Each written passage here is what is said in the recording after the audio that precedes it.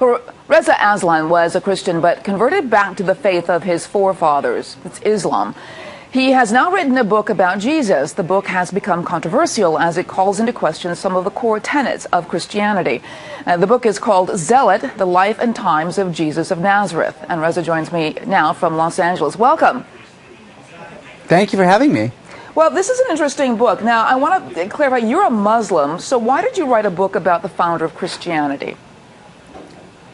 Well, to be clear, I am a scholar of religions with 4 degrees, including one in the New Testament and fluency in Biblical Greek, who has been studying the origins of Christianity for 2 decades, who also just happens to be a Muslim. So it's not that I'm just some Muslim writing about Jesus. I am an expert with a PhD in the history of religions.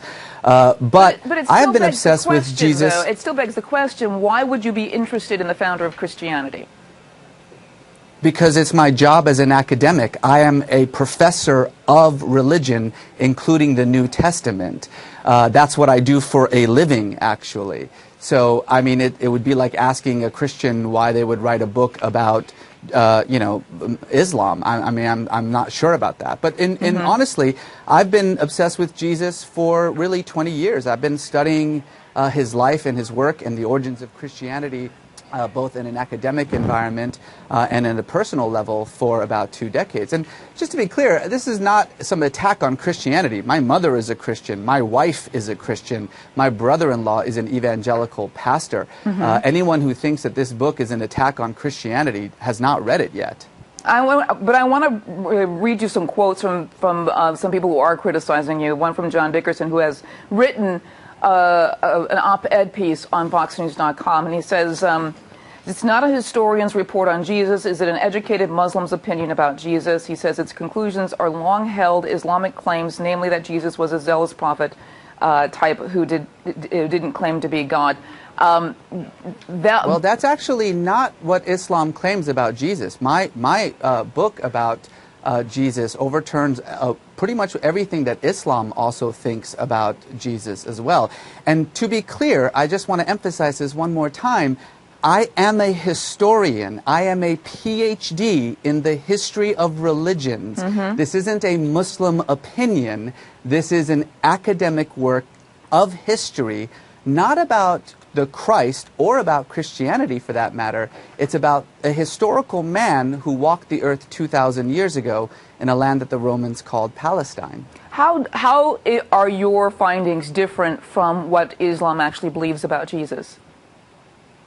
Well, Islam doesn't believe that Jesus was crucified, first of all. Islam believes in the virgin birth. I mean, Jesus was most definitely crucified, and my book does question the historicity of the virgin birth.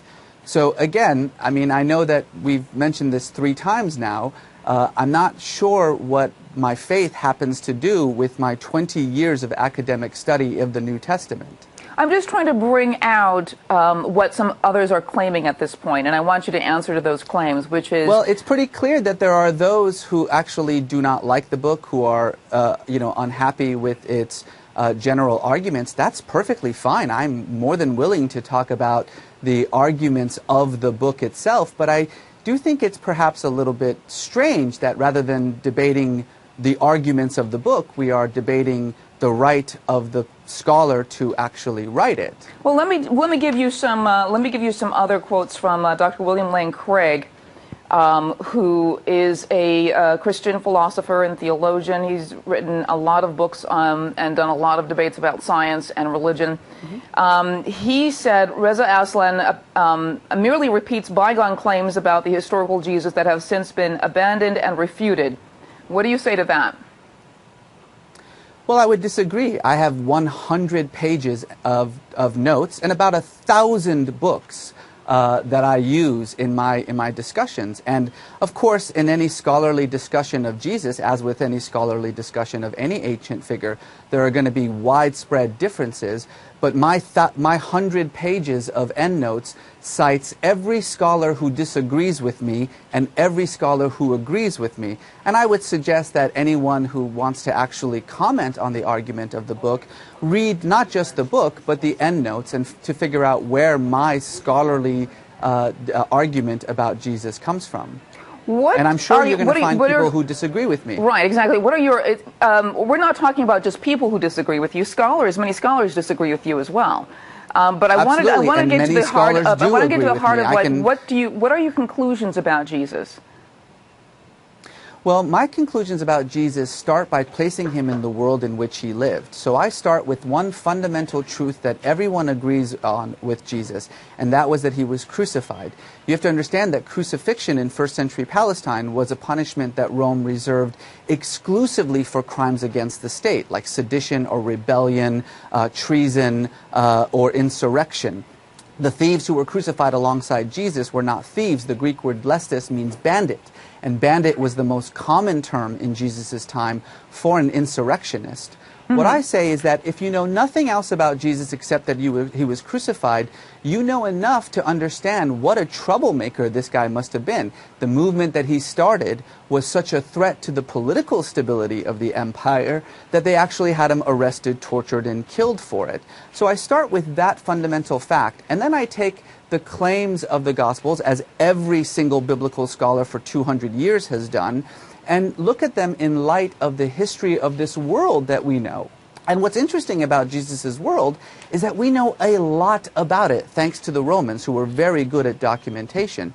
And the picture that arises from this is of a real political revolutionary who took on the religious and political powers of his time on behalf of the poor and the meek, the dispossessed, the marginalized, who sacrificed himself in his cause for those who couldn't stand up for himself, and whose death ultimately launched the greatest religion in the world. Yeah, I want you to ask, actually there's another chat coming, and I want to get this on before we end this interview.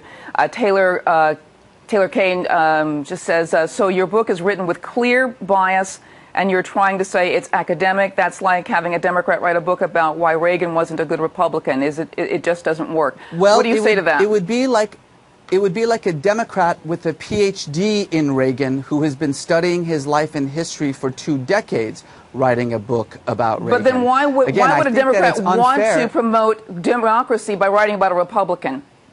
I see that the point is that... Ma'am, may I just finish my sentence for a moment, please?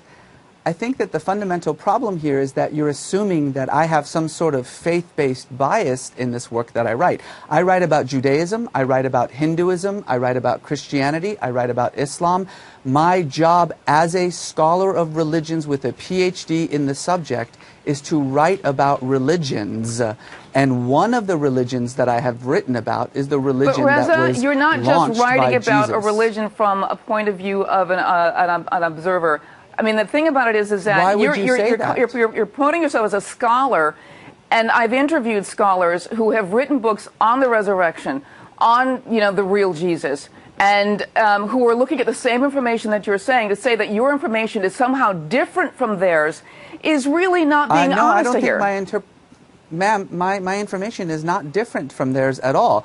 I'm afraid that it sounds like you haven't actually read my book or seen what I've said about the resurrection or about Jesus or about his claims. I think you might be surprised in what I say. And there have been thousands of scholars who have written about this very same topic, many who disagree with me, many who agree with me. That's the thing about scholarship, is that it's a debate over ancient history, and I am one of those people making that debate. I think it's unfair to just simply assume, because of my particular faith background, that there is some agenda on this book. That would be like saying that a Christian who writes about Muhammad is by definition, not able to do so because he has some bias against it. And frankly, every book that's almost every book that's out there is by Christians. You've been on several programs and never disclosed that you were a Muslim, and I think that's an interesting full disclosure. The second page of my book says I'm a Muslim. Every single interview I have ever done on TV or on print says I'm a Muslim. You may not be familiar with me, but I'm actually quite a prominent Muslim thinker in the United States. I've written a number of books about Islam. It's just simply incorrect to say that media isn't saying that I'm a Muslim. I would actually encourage you to actually try to find media that doesn't mention my biography, which, by the way, again, is on the second page of the book. All right, Reza, I want to thank you very much for coming on. The book is called Zealot, The Life and Times of Jesus of Nazareth. I want to thank you for coming on a Spirited Debate. Thank you. Thank you.